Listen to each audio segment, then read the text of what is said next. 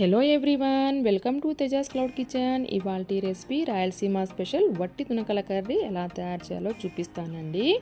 వట్టి తునకలు అంటే dry mutton అండి. సమ్మర్లో వడియాలను పెట్టి ఏ విధంగా స్టోర్ చేసుకుంటామో మటన్లో తగినంత ఉప్పును పసుపుని వేసేసి ఎండబెట్టేసి ఈ విధంగా స్టోర్ చేసుకున్న వాటిని వట్టి తునకలు అంటారండి. ఇప్పుడు వీటిని వాటర్లో శుభ్రంగా కడిగేసేసి వేడి నీళ్ళల్లో 1 అవర్ వరకు నానబెట్టుకోవాలండి. ఇలా నానబెట్టడం వల్లనే ముక్క అనేది కొద్దిగా సాఫ్ట్ అయ్యి కర్రీ తొందరగా కుక్ అవుతుందండి. ఇప్పుడు దీంట్లో మసాలా కోసం స్టవ్ ఆన్ చేసి ప్యాన్ పెట్టేసేసి 2 స్పూన్స్ ధనియాలను వేసి వేయించుకోవాలండి. ధనియాలు కొద్దిగా వేగిన తర్వాత ఇందులోకి 1 స్పూన్ జీలకర్రను, అలాగే 5 లవంగాలను, దాల్చిని చెక్క, 10 మిరియాలు,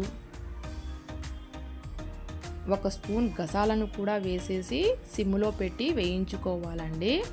ఇవన్నీ వేగిన తర్వాత ఇందులోకి 2 స్పూన్స్ కొబ్బరి పొడిని కూడా వేసేసి పచ్చి వాసన అనేది పోయే వరకు వేయించుకోవాలండి.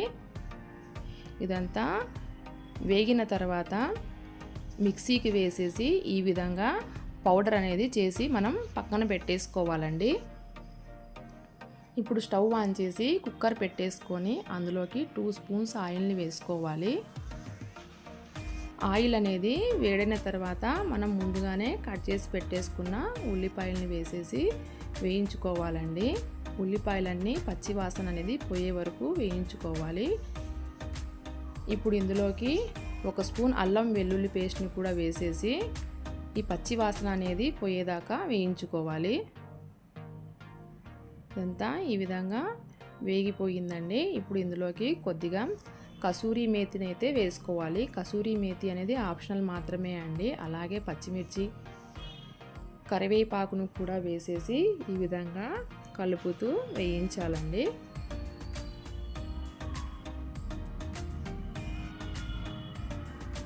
ఇప్పుడు ఇదంతా ఈ విధంగా కలర్ అనేది చేంజ్ అయిపోయిందండి.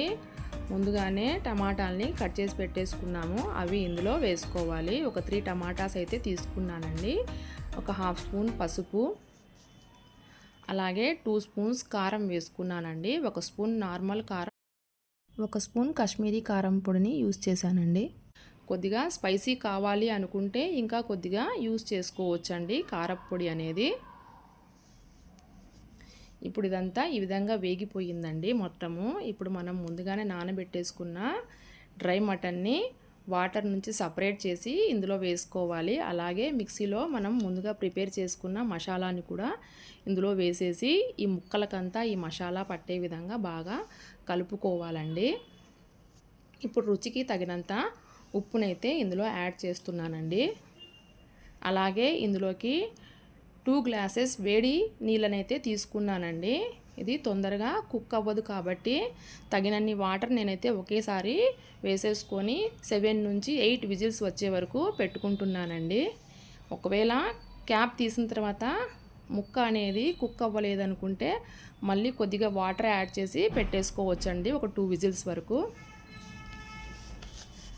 నాకైతే 8 విజిల్స్ పట్టాయండి. కర్రీ అనేది ఈ విధంగా కుక్ అయిపోయింది. ఇప్పుడు తగినంత కొత్తిమీరను యాడ్ చేసేసుకొని మనం సర్వ్ చేసుకోవడమే అండి. ముక్క అనేది ఈ విధంగా సాఫ్ట్గా అయిపోయింది చూడండి. ఇదిగోండి, ఈ విధంగా సాఫ్ట్ అయిపోయింది.